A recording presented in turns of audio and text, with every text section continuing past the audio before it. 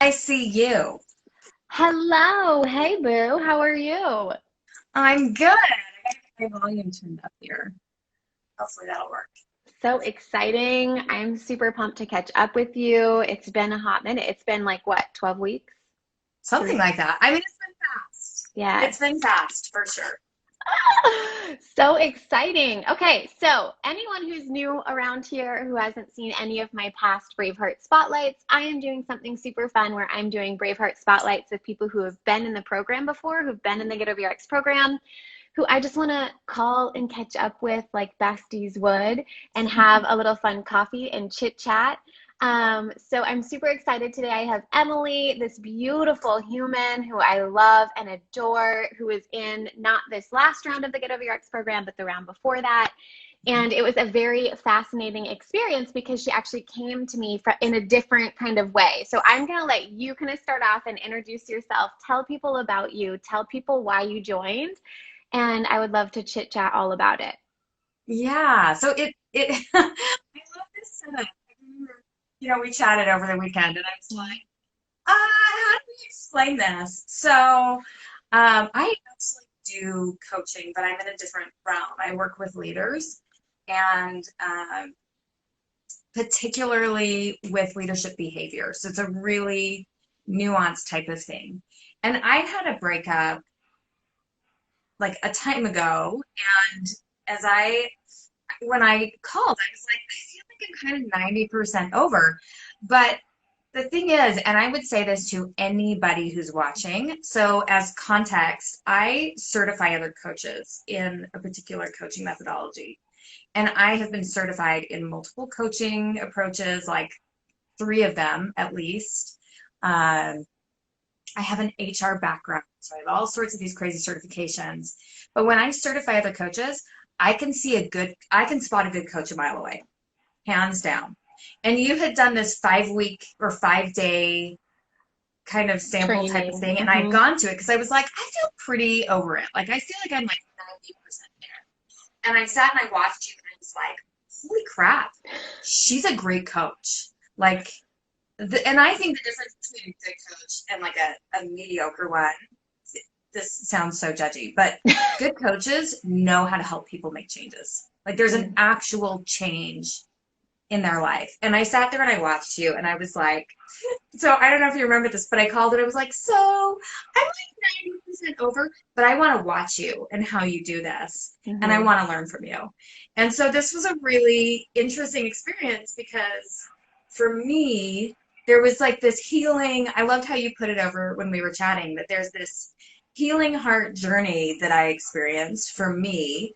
But at the same time, it really affected myself professionally and what I've been doing with my clients. And they are Mm-hmm. happier and they are less stressed and all of these things that people want at work. They're all Right? like, we would all like to be happier with less stress. So that's kind of the journey that I took, which was kind of funny how I got there. But I love it. really, Well, to cool. anyone who's here, I would say I really can spot a good coach a mile away because I've done so much training on it. And if you have any questions about if you should work with Miss Dorothy, I want to call you Miss Door. Um, but I would tell you she's a great coach. She actually is, from like a professional perspective, a really great coach. So Oh, thank yeah. you. That's so kind of you to say. I appreciate that. Thank Yeah. you. Well, and it's so fun. It's fascinating to me because I remember the 5 day training and I remember you reached out day one by email and you're like, hey, and I think you came through Megan Solis. Yes. And you Yeah. were like, Megan knows you. I'm pretty much over my breakup, but I just wanted to come and like watch and see what you had and like this, that, and the other. And you like, I loved your teaching modality. And I was like, well, thank you. That's so nice. Like it's like you don't hear that a lot. Like it's not like the people you are helping really necessarily might think like to be like, oh my God, I love what you're doing. So it's like it's Yeah. so great to hear it from someone else, like from a colleague.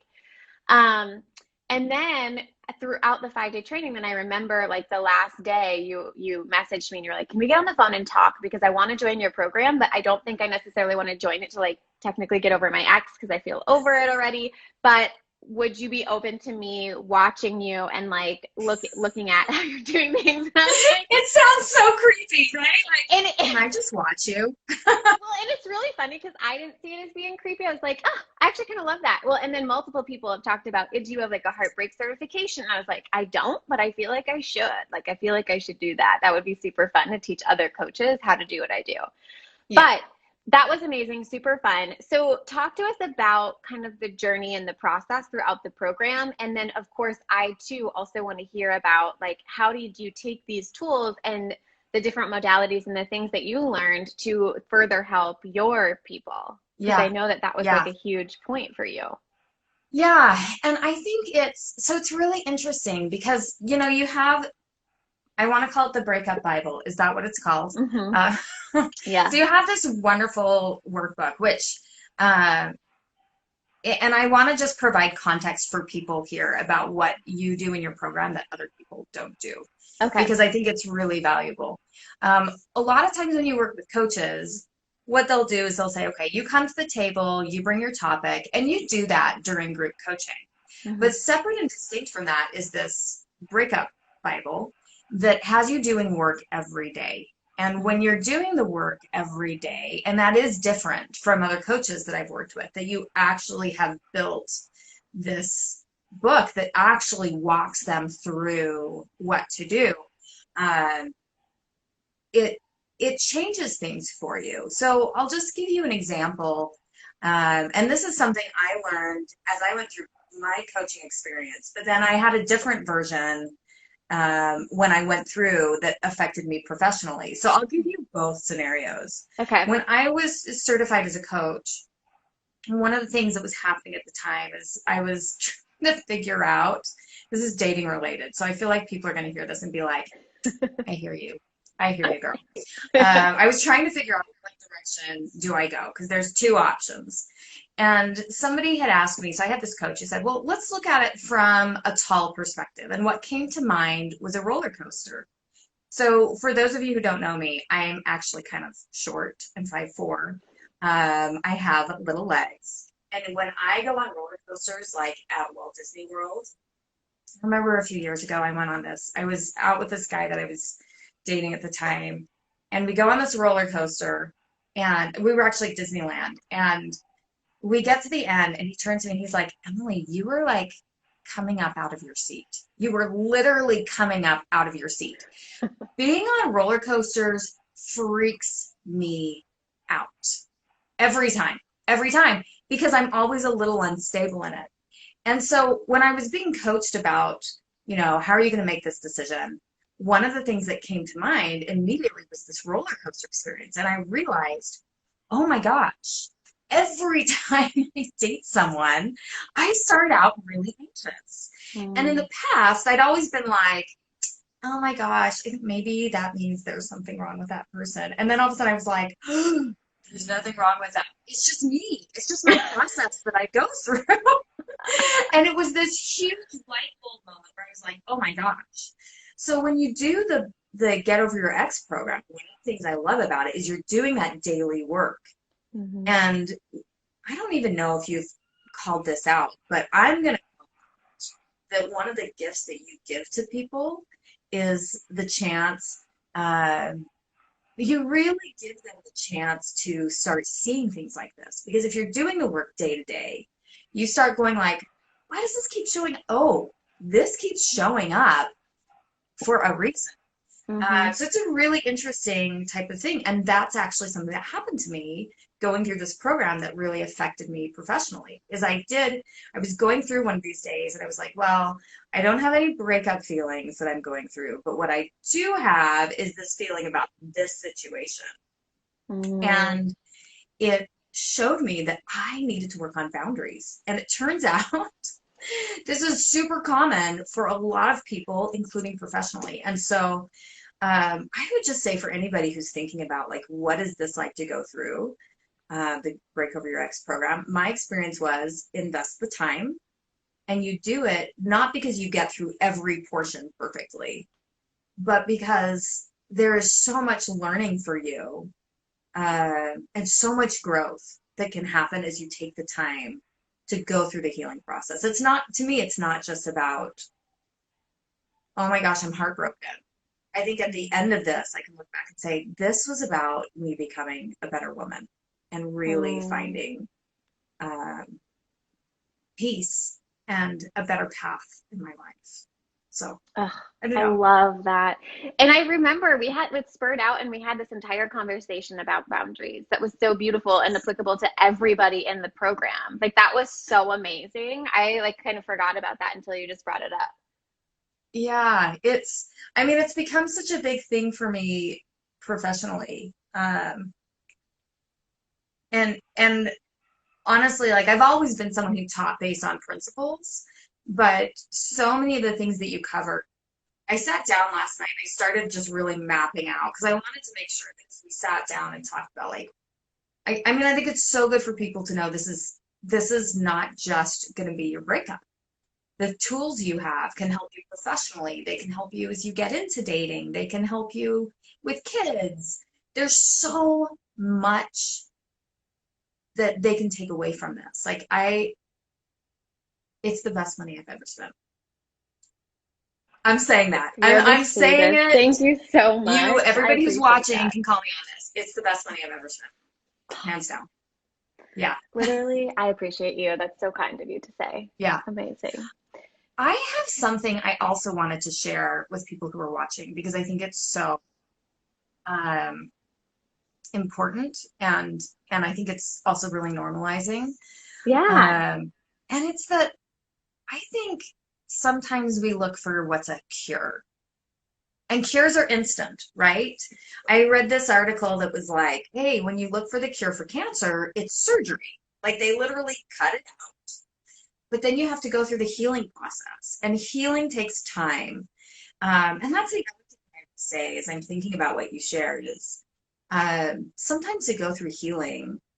Uh, I don't know if you've ever read the book How to Do the Work. It's from Nicole LaPara. That she talks about the dark of night it can feel like death, but there's like this rebirth type of thing. And that's the other thing that I would say is really stands out to me about your program is that like all this time where you're helping people feel their feelings can point them to things that they didn't even realize were challenges for them or um in fact so this actually has to do a lot with work. When you think about what you're frustrated with at work, people will come home all the time and be like, "Oh, I'm so frustrated." And as a coach, I'm always like, okay, well, what's getting stepped on? Like what's getting stepped on? What's the value? And sometimes people be like, oh, respect isn't being valued, and this isn't being valued, and that's not being valued. And those feelings are really important for us to listen to because if we don't know it, we can't express boundaries. We can't ask for what we need. And we can't ask from it from our partners. We can't ask from it from people at work. Um, it's just amazing. So these things of like learning, I think the other big thing for me was learning how to feel my feelings. I've got so many of them, you guys. I call them the F word. Feelings. So many. I think in it I was actually so we did the kickoff call for like the most recent group that started. I do like a bonus kickoff call and it's like I talk about what to expect in the program. And I think that's one of the most unexpected things that happen in the program are the first 4 weeks around feeling feelings. Because people are just like, I want to feel better. And I'm like, yes, I'm all on board for you feeling better, but like, let's learn how to feel better in a completely new way that I promise you've never done before. Like you think you've done it before, but I don't think you actually have thoroughly like gone through a process and Yeah. allowed yourself space. And like, you mentioned it in a way where you were like, it takes time. I don't agree with that. Everyone kind of knows that. But I Yeah. do believe that it takes space. I think that it takes space, and we never gift ourselves. Um, we don't gift ourselves the space to actually feel and process the emotion. And I think we think we do. Yeah. But if you're coming to me and you're like, I just want to feel better and I need to feel better now, it's like a surefire indicator to me that we haven't actually allowed space. And one of like I think it was in Yeah. yeah, it was And in the I love most that. I love how you're shifting just that description of it. yeah, and then there was this one there's a Braveheart in the most recent round who learned some information that was very like startling to her, and it happened, like, let's just say it happened on a Monday. We talked on a Tuesday, we talked again on a Wednesday, and she's like, okay, but I'm ready to like not feel this anymore. And I'm like, girl, how long do you want to feel this for? And how long is it appropriate to feel sad about this situation? And she's like, well, I wanted to be done with sadness yesterday. And I'm like, did you really though? Like, is that really true? Like, you really wanted to feel not Yeah. sad about something that was very impactful in a day? Like, really think about that. And I talk to them all the time, and I talk to people in the program all the time about allowing yourself a solid 4 weeks of just rolling around in the ickness of all of your feelings and the devastation, the Yeah. heart, like the heartbreak and the loss and the grief and all of that. And how, and yesterday I described this, I'd actually be interested, Emily, in your description of this. But I didn't want to use the word like immersive or intensive because it seems like, ugh. Yeah. So I used the word cathartic, but how would you describe the first 4 weeks of the program? Like, if you had to put it in a word. Ah, that's a really good question. I would describe it as grounding. Mm, So the yeah, I reason like why that. I would describe it as grounding is because I have read before that grief is one of the emotions that if you don't process it, it will come back and haunt you. Like it will Mm, continually be there. And so when I think about this, grounding, uh, okay, so I like the Avenger movies sometimes, and I watched the WandaVision, and they have this brilliant line that they wrote, which is, what is grief if not love sustained? And mm, one of the things that I love about this first month is that even though you're grieving, it's also an opportunity for you to honor who you are. Like one of the things that scares me in life that I don't ever want to have happen is have me shut off, right?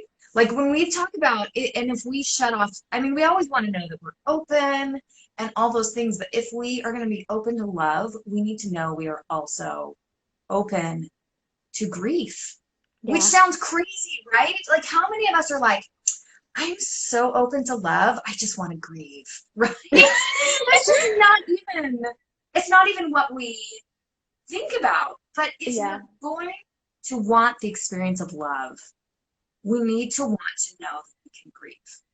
And Hmm. so for me, when I think about grieving, I think it's grounding because it says to me, I am human. I loved. Look what I gave. And so there's this other way of looking at it and just saying, like, oh my gosh, I'm alive. I can feel. So I think that first month, like I remember you saying at some point you were like, I think you're all ready to be done with month one and feeling. But the other thing that I would say is it was a gift. Mm, yeah. I really think it's a gift. Do you feel like it helped your relationship with yourself? Yes. Well, Hmm. I didn't know myself in ways. This sounds Hmm. really funny, but this is actually really, I think this is really interesting. So there were all these things that kind of happened, and I am going to bet, I will put money on this, that there are people watching, and if they are, I'm going to suggest they put a little heart here. Um, so my whole life, I thought I was defective, that there was something wrong with me. And I went to this other course, or it was actually a speaker, and he talked about this, how 20% of the population is what's called a highly emotional person. And it doesn't actually mean, like, they actually have studies that show this, that um, these people actually have, like, their brain is affected more, their body feels it more. You can actually see kids who are, um, they're more sensitive to touch, to sound, to smell. And for me, I'm really sensitive to other people's emotions. Like, I pick up on it, like, oh my gosh, I felt that. And so it's been a really interesting experience to go through this. And I'm seeing all these hearts go through. So I read this book and they talked about how this lady did all these interviews with these people who feel really deeply.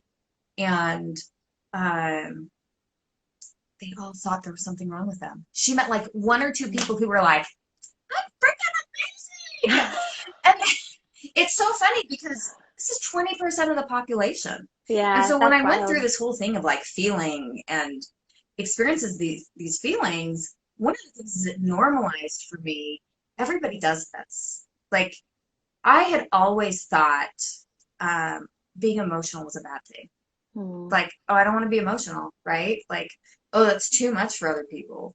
And what's amazing about this is when you actually get in and look at the research on this group of highly sensitive people are highly creative. They have great relationships because they're really attuned to what's happening with their partner. uh, they can see things a mile away. Like the person who I heard talking about this talked about how these people are savers. So they Hmm. have this, they see this in like in animals that about 20% of animals are more attuned to danger types of things. And so So they will take off and it's what starts animals running and saves herds so from it's not just predators. humans, it's also Yeah, animals. it's this Hmm. crazy thing. And I've always thought like, oh my gosh, what is this? But I'm a great coach because of this gift. Hmm. And my bet is you have a lot of people out there who have had a bunch of feelings or they don't feel like they should feel them, but actually learning how to feel their feelings is going to help them and help other people around them. Yeah, So, I absolutely yeah, agree. to your question, did I learn about myself? Yeah. Also, I learned I have so many feelings, you guys. Oh my gosh. And we all do. Like, for Hmm. anybody here who's like, I just have a lot of feelings, I just want to say, yeah, I'm going to tell you a secret. You're human. Welcome to being human. Right? We all have feelings. The And 50-50 experience. yeah, it's a 50-50 experience, right? Like, we all have feelings. It's okay. It's totally okay. If you feel just like overwhelmed and in the like throes of a breakup, gosh, honey, you're human and it's okay. And because you felt this, when you do find that person, and when you do find security and you recognize it, you are going to be like, you're going to appreciate it even more. I mean, Hmm. I'm 42. I know I don't look like it. Um, you can all tell me that I look really good for my age, and I love it. Also, there's no filter here, but this light makes me look really good too, right? Uh, but I have thought it's been really hard to wait for a long time to find my person. Can I just put that out there? Like, it's really hard. And I'm not waiting. I'm out there, I'm doing the work. But life didn't turn out the way I thought it was going to. And if anyone's ever had that experience, they know it's hard, right? But sometimes I think about this and I think, when I do find that person and that relationship comes, I don't know if they're going to know what to do with the amount of joy and love and appreciation I'm going to have that I found that person. Oh, I And so love this that. long, So yeah, good. like that long wait, that awful dark of night, or all these things, when we do find those people, it's like that dark is required to make that good valuable.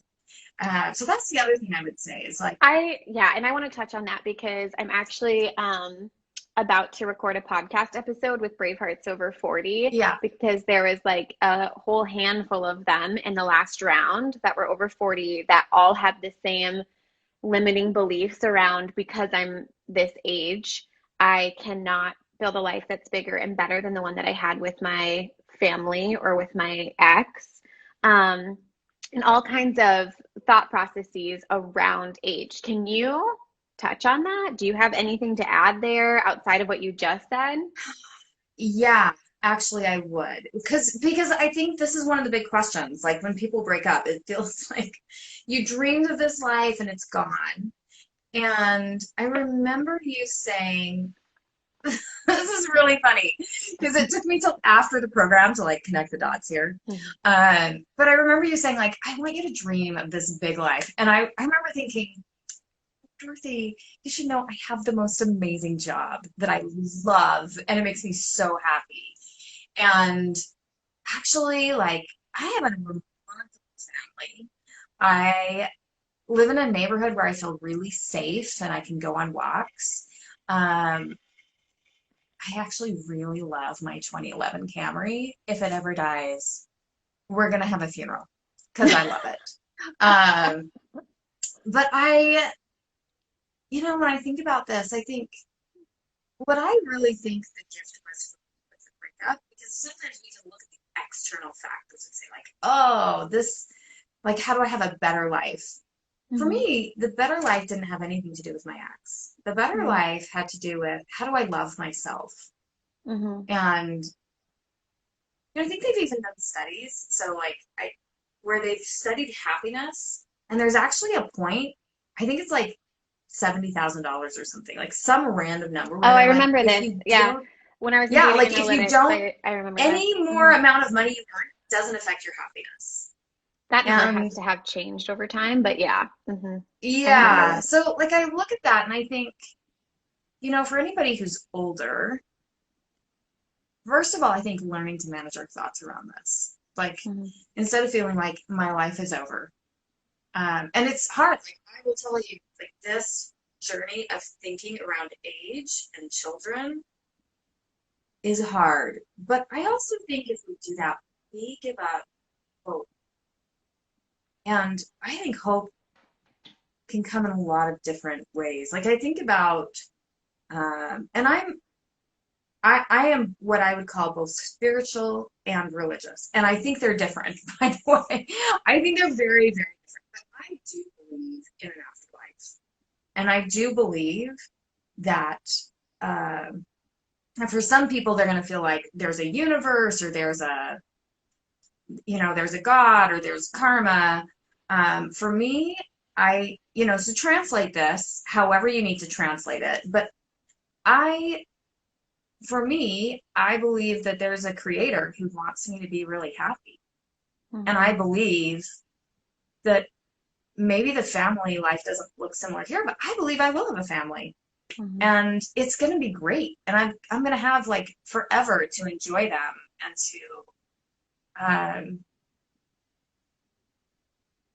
my life, we were talking about, it's been different than what I imagined, Hmm. but in ways it's been so much better. Yeah. Like, I so much better. So for anyone who's older, I would say don't give up hope and look at what you have had in your life because it may have been a better suit for you than what you initially would have dreamed of. Yes, I love that. It reminds me of like the quote where it talks about everyone has like a different path. And I think about this and I talk about it with my roommate Danica quite frequently because she just turned 31. It was her birthday on Friday. So we're both 31 and we're living with each other. And we have all of these friends who Yeah. are married, having babies, all of this stuff. And we're like, literally, we wouldn't trade this for anything. We're like, we fucking love it. And not to say that we wouldn't love being married and having children at some point, but like this right now looks and feels very different, but we love it so much. Then when I'm talking to Bravehearts over 40, the fascinating part to me is I've had so many conversations with my mother, who is now 70 plus. And I've talked to her multiple times about how much time she has left. And because we never really know how much time we have left. And so I'm like, Mom, let's say you live to be 100. Do you want to spend the next 30 years miserable? Because 30 years is a lot. Like, number one, I'm 31 years old, and 18 of those years weren't even really mine because I didn't get to like live out me. I was living out a version of the thing that my parents wanted me to be. And I'm like, the time between 18 and now, I'm like, that feels like a lot. Like, I'm like, where did that go? What happened in that time? Who did I become in that time? And to say that to say that my mom has 30 plus years left or however much long, I'm like, why wouldn't, like, you have so much you could accomplish and do in that time frame. Like, what would you want to do and what would that look like? And if you have the option of being like completely miserable through it, or you have the option of like getting really excited about what's to come, regardless of what that is to come, I think is so important. And then I love layering that on top of what you brought up of like the higher power, the creator, totally wants you to have an amazing, fabulous life and like be Yeah. happy and like enjoy and relish in the lifetime that you have, regardless of the emotions that are coming forward. So I think that is amazing and I love that. And Yeah. for people who want babies, I want to like just throw it out there. Um, my mom, and poor my mom, she doesn't even know I'm sharing all this information about her. But she had lots of miscarriages, and she had me at 40 and my brother at 44, and we are happy and healthy human beings. And I'm just like, I feel like I'm so grateful that that happened with my mom because it's just given me so much space in the baby making realm that the drama there is not as intense as I know it can be for other people. Yeah. Yeah. And it's like a real experience for them. I mean, that's Hmm. really real. But I do think, to your point, there's other, where we choose to look has so much impact. And it's funny because I don't know, when I think about this, I just think, do we want to live? Here's the thing, I can't do anything about my age. I can't. I mean, we could pretend I can turn back time. Clearly, I look younger than I am. Um, but I'm my age. And it's really interesting. So I was just working on one of the things that's kind of come from this is I really want to help women professionally. And part of that, like I've thought through and we've talked about this, how if you've coached enough people, you start seeing like what the patterns are. It's one of the reasons you're so good working with people through breakups because you recognize the patterns. And similarly for me, when I work with people professionally, there's patterns. And one of the patterns that comes up uh, is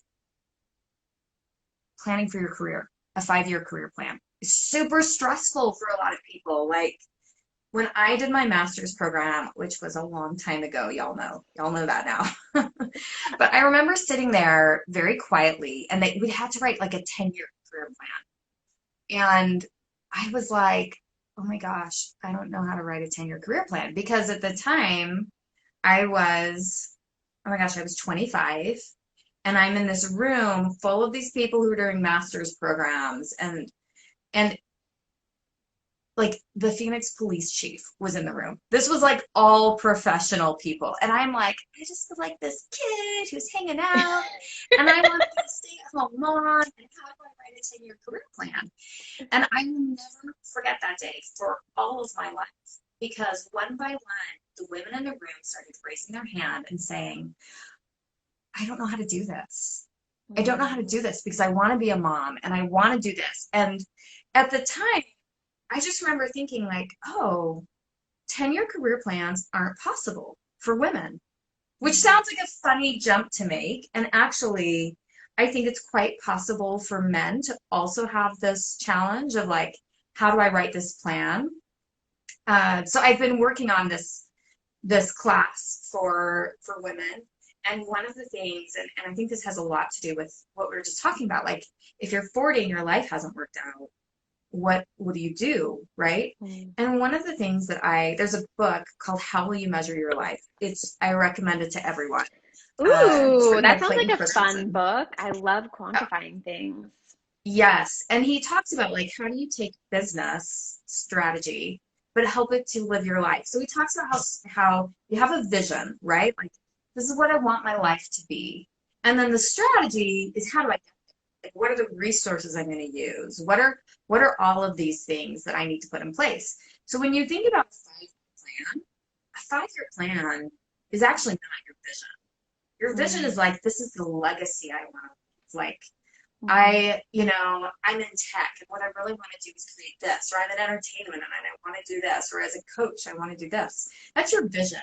Your vision never changes for you professionally. Well, it Hmm. could, but it's pretty solid for a lot of Yeah. things. And when I think about it, I think we get wrapped up in these 10-year plans because we think, oh, it didn't happen or it didn't this. But what I love about what Clayton talks about is in business, you don't get wrapped up in that. You're like, oh, the market changed. We better make an adjustment.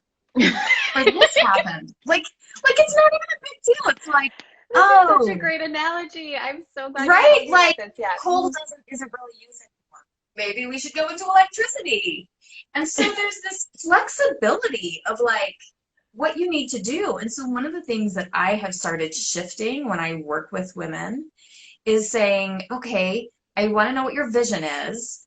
But when you think about, and I think this, like, again, is so relevant to our life, when you think about creating that 5-year plan, my feeling is, okay, first of all, we're going to make 2 plans, which sounds crazy to people, right? Because they're like, no, you should only have one. But I actually say, like, okay, let's take a look at your life as is. Write for me your dream and take into consideration, um, when we think about this 5-year plan, there's actually some roles. Anybody can be fired and replaced, but you can't fire the person who gave you birth. That's always the person who gave you birth. And Mhm. so there's some roles when I work with leaders, I'm talking about what I need to do, and they're like I've had leaders say to me, like, I'm sorry, I need to go pick up my kid. And I'm like, whoa, no apologies there. You're doing important work. Like, you Yeah. are doing important work. And so I have to create a 5-year plan that honors their life Mm. and it honors their dream. And then there's a second one, and this is what I wish someone when I was 25 had said to me, Emily, it's okay to write a plan like this. One was, hey, this is my plan, and I'm going to work to get married, and I'm going to work to date. And at work, here's what I'm going to do to contribute to my professional legacy. Mhm. And then there's a second plan where you say, okay, let's say I keep dating and that doesn't happen. So I don't get to stop working after 5 years. Mhm. What's the life that I want to create and the professional life I want to live? Do I still want to Mhm. go on vacations? Do I still want to exercise and be healthy? And do I want these great family relationships? And I think making it okay to have, first of all, go for your dreams, go for it. And we know there's going to be things that, um, we've talked about how like life will work out. And also, there are some people who can't, they, they can't have kids. Mhm. Like fertility treatments, those types of things, they don't Mhm. work, right? Um, CEOs, I hate to tell you all this, all y'all who are listening, you all can't all be CEO unless you all own your business. But if you want to be CEO of 200 people, there's only one person out of the 200 people who gets to be CEO, right? So I get that there's going to be some dreams that don't happen. I get it. Um, but can you find ways to look for where life is still meaningful? And I think professionally that might feel like you're giving up, but I don't think that's it. I think this is like what we do with business strategy. Like, coal is not available anymore. Why don't you go into electricity? Okay, I'm 42. Guess what? I mean, I never wanted 10 kids, but I'm not going to have 10 kids. Cool. But maybe there's adoption. What if that's actually an incredible journey Mhm. of an experience, right? So I think we talked about how there's so much that you experience in this program that's applicable outside. This is Mhm. just one of those examples of like Yeah. looking at your dreams and saying, my dream didn't happen. And that happens for people professionally. Well, Mhm. I wasn't here because I was doing this. Mhm. And a lot of them, I think, if you don't like it, go do something about it. If there is something that can be done. But if there isn't something that can be done, what do you want to do with that? Where do Yes, you want to that's find joy in that moment? mhm. That's Yeah. like fighting for reality instead of against it, right? And so, like in a breakup term, that's like we can't control bringing your ex back, Yeah. but we can accept it and find peace around it and create closure around it. And then we can go out and create the life that you so badly, desperately wanted that you think and maybe thought was tied to that person. So, Yeah. same, yeah, that's what you're talking about professionally. And a lot of what you're saying kind of reminds me of, um, oh, this is such the cliche way of saying it. I wish I had different words, but letting go of the how, right? Letting go of like exactly how your life needs to be or go, but recognizing you can still have the same emotions and all of the same feelings with a different outcome. Like, I think we forget Yeah. that. Yeah. And it's so easy to say, right? But the experience of letting go and finding a new dream, is a Hmm. big process for people. I think Yeah. that's one of the nice things about your program is it gives people the time. You know, you could talk about the breakup as like a shift in dreams of Mm. so allowing yourself to mourn. Um, I mean, you think about if I coach someone and they don't get a job, are they just going to wake up the next day and be like, okay, I'm so good now. I just worked 20 years for that. They are not going to do that. It's not real and it's not healthy. And you do have to feel those feelings. Hmm. You you do. And it's Yep. like I said, it's human. That's human and it's okay. Um, but we have to get to the point where we can say it's okay to do Hmm. that. Yeah. Yeah. I love Anyway, it. So yeah, good. yeah. Mm. I love our conversations. They're amazing. Well, and I just hope people will, who are listening, will take this and listen and understand. Um, I think um, so. It's really interesting. The church that I go to has created something called an emotional resilience course. And you're going to love Mm. this. The first chapter is learn what your thoughts are and learn how to question it. Weird. And the Amazing. second one is let's talk about emotions and self-care. And then they have different chapters on like stress and anxiety and sadness, everything from sadness to grief to depression to Mm. addictions, which, by the way, like when we look at life, all of these things come into play. It's been so interesting because um, this conversation around like, you talked about that first month, feel your feelings. And we were talking earlier, if people just joined, about when you feel your feelings, it helps you know when something's off, and then you can figure out and ask for what you need. Mm. And it's been really interesting to work with clients about this. So we talked, a little bit about how I've used this with clients. This, the way that you've approached it has allowed me to open the door for actually a lot of people who describe themselves as not being emotional. And they start Ooh. looking at the way I've described it is I said, look, I want you to study the emotions you feel. And the example I give is, have you ever been bored? And they're like, yeah. Have you ever been annoyed with someone? Yeah. Have you ever been happy? Yeah. I'm like, great. You've got emotions. Cool. Welcome to the human race. We all kind of chuckle about it. We're like, oh yeah. Everyone has feelings. But then we start looking at and tracking it like it's data. Yeah. And Hmm. they just say like, okay, in this business situation, I felt this. And then we talk about like, well, what did you learn from that? And they have started because it's not like I just think emotions have like a weird label in our culture where people are like, don't be too emotional, right? And at work, don't be Well, too yeah, emotional. specifically at work, I think that's the case. Yeah. Yeah, and it can be towards men and Hmm. like men, it's like they're so angry. And is okay, what if someone committed fraud? Would it be okay to be angry about that? Hmm. Probably. Um, just gonna throw out a maybe. Um, and at the same time, if you don't get a promotion, is it okay to be sad? Uh, this has been really interesting that like these concepts that you teach really can help everybody in their life. It's interesting to watch this class that I'm facilitating at church because I'm like, well, I wish it was a little more organized like yours, I will confess. But setting that aside, I really do think, when I look at work and I look at how I'm coaching people differently, one of which is we don't look at emotions like a threat. They can teach us. They can be really instructive. Hmm. Uh, and maybe that's why when you asked me earlier how I would describe that month is it intensive? I do think it's grounding because it's instructive. Yeah, I like Like, that. yeah, like what are we grieving? Oh, I keep grieving someone's touch. Well, what did I just learn from that? I really need touch in my life. I need Hmm. hugs from people, and Hmm. I haven't built that in. So what do I create that allows me to have hugs, to have love? Or I really hate it when you do X, Y, Z, and I Hmm. feel angry about it right now.